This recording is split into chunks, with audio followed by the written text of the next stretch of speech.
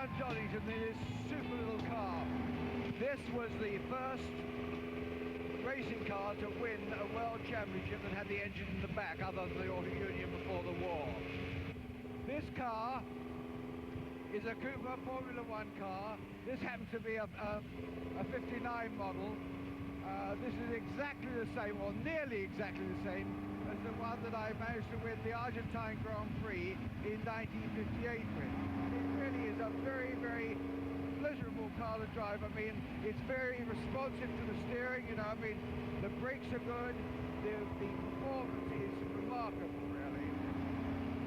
Well, now I'm going slowly at the moment, trying to get the water temperature up here so that the oil pressure will drop without it's coming down quite nicely, and then I'll use a bit more res. Before I do, I want to show you, let's just go around this corner on the racing line, but not at racing speed.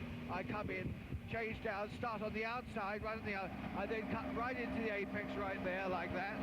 I then go out there wide, then into the next apex, and then wide out here, and that's the sort of racing line. Now, that's very easy to do when one's just cruising along. I mean, you just go left to right, make the biggest radius you can. And obviously that is the quickest way at the speed that you're going.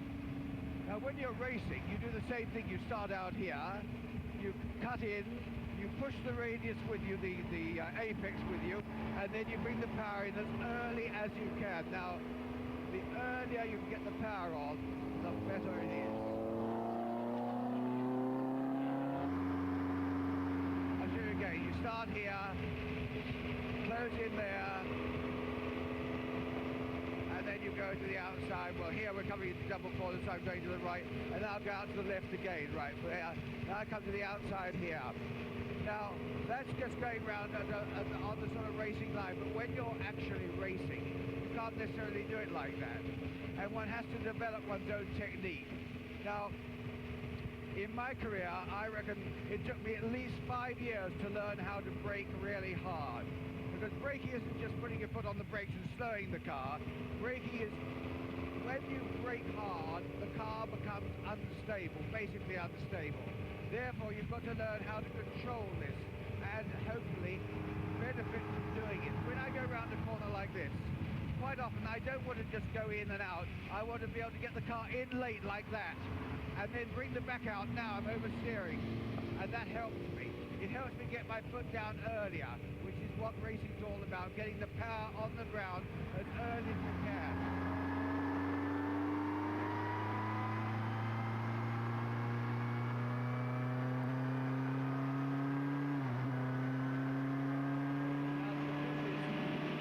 All the time, the car is giving you a message.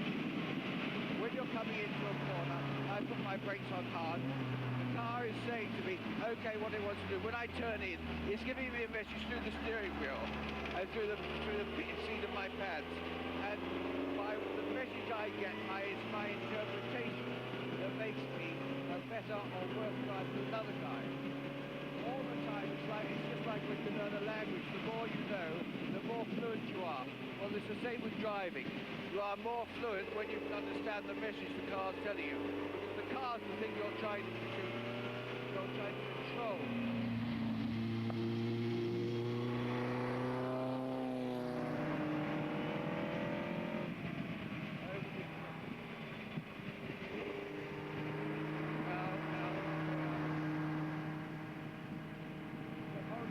Now, if I was really a bit younger, a bit more gutsy, a bit bigger balls, I'd probably kept it flat there. I was nearly flat, but not completely.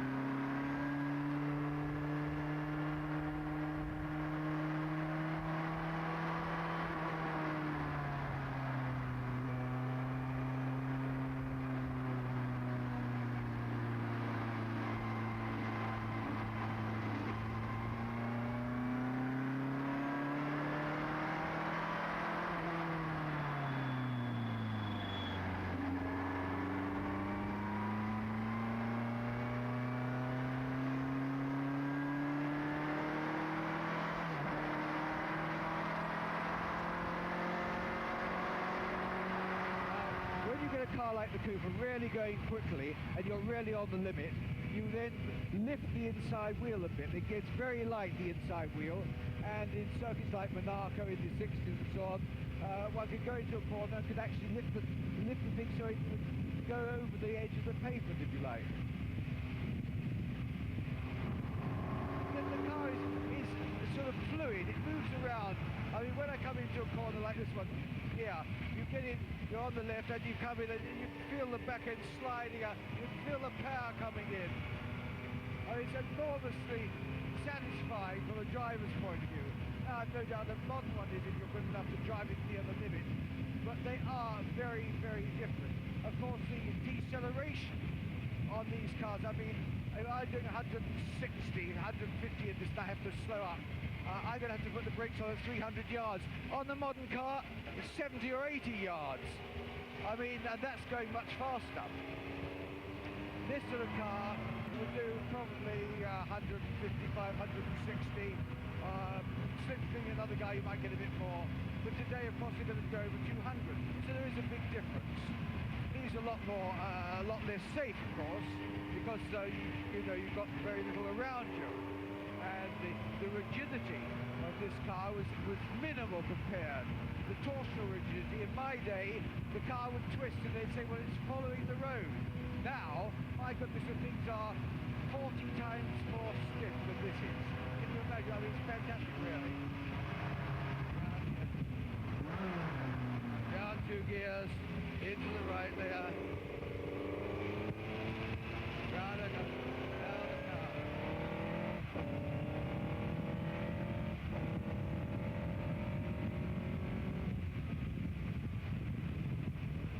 Great car, really great car to drive, these Coopers. It's because they're so user friendly. Keeping out here, out. It's quite difficult to force yourself to do that. There you got that. Got quite a lot of power left on this car, I'll tell you that. Come round here, power down, not too hard, otherwise I can drop in. Round here, round there.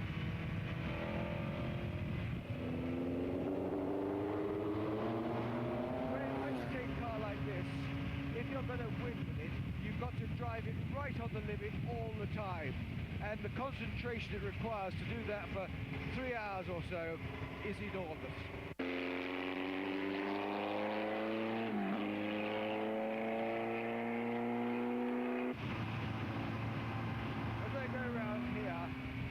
I get enormous pleasure out of this, but I can see I'm not as young as I was.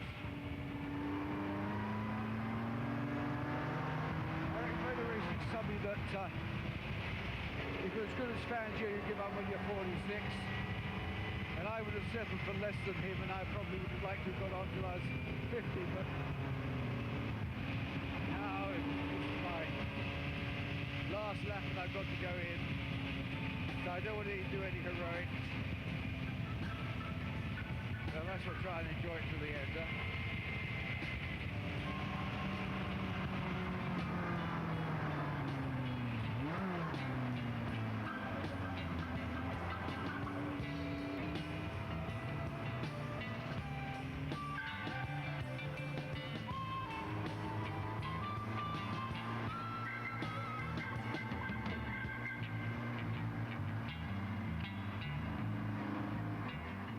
There are no pit stops here on 4 because still to come on this Stirling Moss evening, we've got style, motors, and of course those big races.